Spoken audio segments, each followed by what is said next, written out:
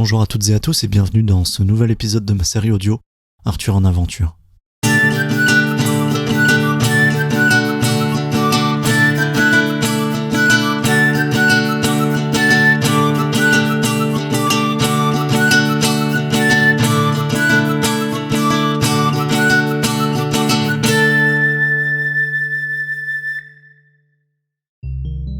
Dimanche, journée tranquille, je suis resté chez moi pour me relaxer. Le soir, nous sommes allés marcher dans le parc avec mes roommates pour profiter du soleil. Lundi, aujourd'hui était un jour férié. Avec un groupe d'amis, nous sommes partis passer notre journée au bord d'un réservoir non loin de chez moi, entre deux montagnes. Après avoir mangé notre pique-nique au bord de l'eau, nous avons juste profité du beau temps pour essayer de bronzer un peu et tremper nos pieds dans l'eau avant de retourner chez nous. Mardi, mauvaise nouvelle. Après un changement d'avis du gouvernement, ils ont finalement décidé de maintenir les écoles de langue fermées pour 1 ou 2 semaines supplémentaires. Mais les pubs et les restaurants peuvent enfin accueillir du public en extérieur. Je suis rentré chez moi directement après les cours. Mercredi, après ma longue journée de cours, je suis parti rejoindre Brian en centre-ville pour expérimenter les pubs irlandais en terrasse. Nous nous sommes retrouvés au centre-ville dans le quartier du Temple Bar, sur le rooftop d'un pub où l'on a pu passer un moment tous ensemble autour d'une table avec nos boissons en main et de vrais verres comme on avait l'habitude de faire il y a un bon moment. Jeudi, je profite de mes derniers moments avec Constance avant son départ prévu pour ce week-end. Pour la peine, nous sommes retournés au centre-ville après nos cours pour qu'elle puisse profiter de l'ouverture des pubs. Plus tard, Brian nous a rejoints avec Mira et Roman, 2 stagiaires qui font partie du personnel de notre école. Nous avons terminé notre soirée à se promener de pub en pub, essayant de pouvoir trouver des places de libre pour s'asseoir avant de rentrer. Vendredi, c'est la dernière journée avant le départ de Constance. Pour ne pas changer nos habitudes, nous avons célébré son départ au Herbert Park, profitant du grand soleil et de la musique jouée par un musicien qui donnait une ambiance estivale.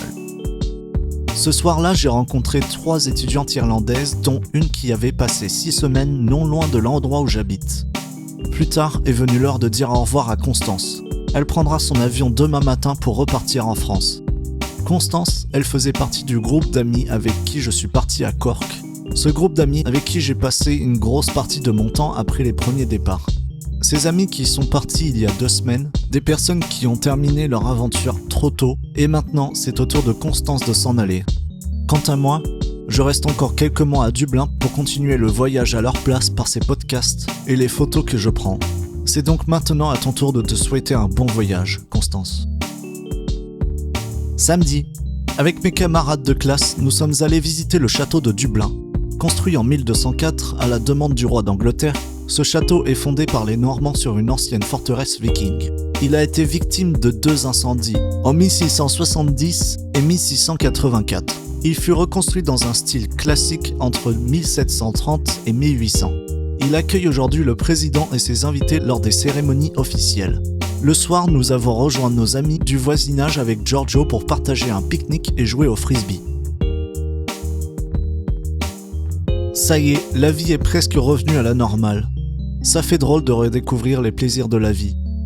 Me concernant, j'ai eu droit au second confinement français au mois de novembre jusqu'à mi-décembre. S'en est suivi presque 1 mois de vie restreinte avant d'arriver à Dublin au tout début de leur 3e confinement qui a duré presque 4 mois suivi de 3 mois de déconfinement progressif. Quand on y pense, c'est presque l'intégralité de mon voyage. Souvent, on me demande si je n'aurais pas préféré rester en France durant cette période. Eh bien non, pandémie ou pas pandémie, pour moi c'était l'année du départ, le début de l'aventure que j'ai mis 4 ans à monter. 4 ans de réflexion et d'envie de changer d'air. J'ai eu la chance de pouvoir partir dans la première destination de mon choix et dans les temps prévus. Je pense que ce confinement irlandais était moins difficile à vivre mentalement pour moi que si je l'avais passé en France avec la frustration d'avoir annulé ou repoussé mon départ.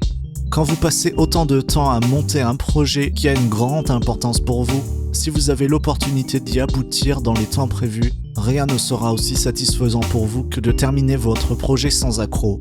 C'est pour ça que même si j'ai passé 4 mois de mon voyage en confinement, je ne regrette pas pour autant tous les souvenirs que je me suis construits, toutes les belles rencontres que j'ai faites, et surtout mes progrès en anglais.